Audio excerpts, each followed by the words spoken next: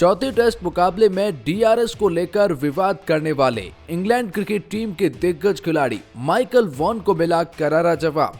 आखिर कैसे Michael Vaughan की हो गई है बोलती बंद, जो बार बार डीआरएस को लेकर सवाल उठा रहे थे, कहीं हद तक भारत पर बेईमानी के भी आरोप लगा रहे थे, ट्रांसपेरेंसी की मांग कर रहे थे।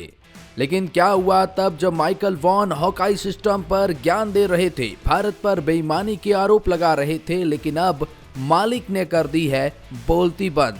जी हम बात कर रहे हैं भारत बनाम इंग्लैंड 5 मैचों की टेस्ट श्रृंखला के उस चौथे मुकाबले के बाद अब 5वें मुकाबले की। चौथे टेस्ट मुकाबले में चर्चा का विषय एम्पायर कॉल को लेकर रहा, डीआरएस को लेकर रहा और इंग्लैंड क्रिकेट टीम ने काफी हद तक हार का जिम्मा उन्हीं के ऊपर फोड़ा, चाहे वो इंग्लैंड के कप्तान बेन स्टोक्स हो, जिन्होंने तो यहां तक कह दिया कि एम्पायर कॉल को फेंक दीजिए, मुझे समझ नहीं आता ये एम्पायर कॉल क्यों है।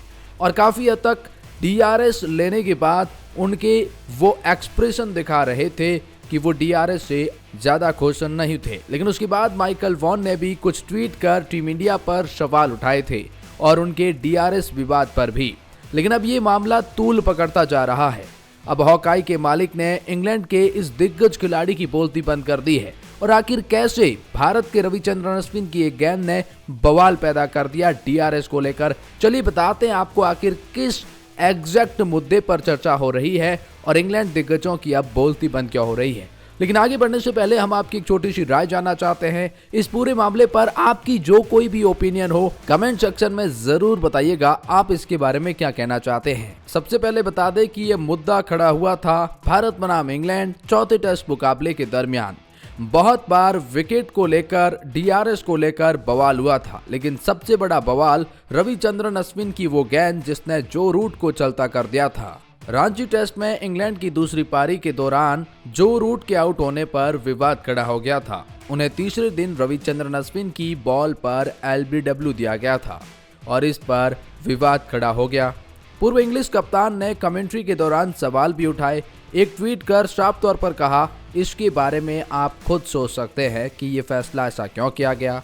लेकिन उसके बाद यही नहीं रुके। पूर्व इंग्लिश कप्तान ने कमेंट्री करते हुए डीआरएस रूम में कैमरा और माइक्रोफोन लगाने की सलाह दी। माइकल वॉन ने एक ट्वीट किया जिसमें उन्होंने कुछ ऐसी मांग कर डाली जिनमें उन्होंने लिखा, पारदर्शिता और जवाबदेही बेहतर करने के लिए मेरी एक सलाह है, ट्रैक में एक कैमरा और माइक्रोफोन लगा दीजिए, जिससे फैसला लिए जाते वक्त क्या हो रहा है, इसमें कितने व्यक्ति शामिल है, ये हम सबको पता रहे। उस रूम में जहां ये ट्रैकिंग सिस्टम काम करता है उसमें माइकल वॉन ने कहा कि कैमरे होने चाहिए, माइक्रोफोन होने चाहिए, ताकि सबको पता चल सके, दर्शकों को पता चल सके कि ये निर्णय कैसे लिए जाते हैं।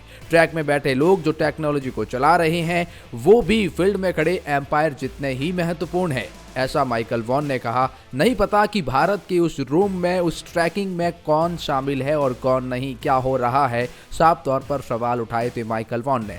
अब चूंकि ये बॉल ट्रैकिंग पूरा हॉकाई सिस्टम पर काम करता है और हॉकाई के मालिक को माइकल वॉन के इस बयान पर गुस्सा आ गया। उन्होंने अपने एक पॉडकास्ट के दरमियान कहा, मैं सोचता हूं कि कमेंट्री थोड़ी अनपढ़ है। वॉन की तरह से ऐसे कमेंट आना दुर्भाग्यपूर्ण है। लगता है वो अनपढ़ है क्योंकि वो कमाल के प्लेयर थे, उन्हें खेलता देखना बहुत अच्छा लगता था, वो कमाल के कमेंटेटर भी है, वो बहुत एंटरटेनिंग है। लेकिन मैं सोचता हूं कि पत्रकारिता के हिसाब से खेल के प्रति एक जिम्मेदारी होती है, उन्हें अपने एक पत्रकार के रूप में अपने रोल की और तैयारी करनी चाहिए। इसके बाद वह सही चीजें लिख पाएंगे। जैसे हॉकाई को सही होना ही चाहिए, शायद पत्रकारों पर भी ये बात लागू होती है कि उन्हें भी सही होना ही चाहिए। जब ये बयान माइकल वॉन ने सुना तो फिर उन्होंने एक और ट्वीट कर डाला। उनमें उन्होंने लिखा, यह आसान है, दिखाइए कि ट्रैक्स कैसे सारे निर्णय लिए जाते हैं, कि फिर दूरदर्शिता और पारदर्शिता की बात करिए, फैंस को दिखाइए कि आपका काम कैसे चलता है। मैंने बस इतनी सी मांग की है। एक बार फिर माइकल वॉन ने ये ट्वीट कर दिया, लेकिन हॉकाई के मालिक ने तो इन्हें अनपढ़ करार दे दिया है। माइकल वॉन यही नहीं रुके। माइकल वॉन ने हार के बाद इंडियन क्रिकेट टीम के ऊपर भी बात करी थी। उन्होंने कहा कि ऑन पेपर अगर आप देखेंगे तो इंडियन क्रिकेट टीम से ज्यादा इंग्लैंड की टीम मजबूत नजर आती है। भारत अगर ये सीरीज जीता है तो केवल अपनी घरेलू परिस्थितियों को मद्देनजर रखते हुए जीता है, बल्कि मजबूत टीम हमारी इंग्लैंड की है। खिलाड़ी हमारे इंग्लैंड के पास भारत के कंपैरिजन में बहुत शानदार है, ऐसा माइकल वॉन ने बयान दिया। साथ में उन्होंने अपने नए खिलाड़ी को रविचंद्रन अश्विन भी करार दे दिया है। लेकिन इन सब मुद्दे के बारे में आपकी क्या राय है?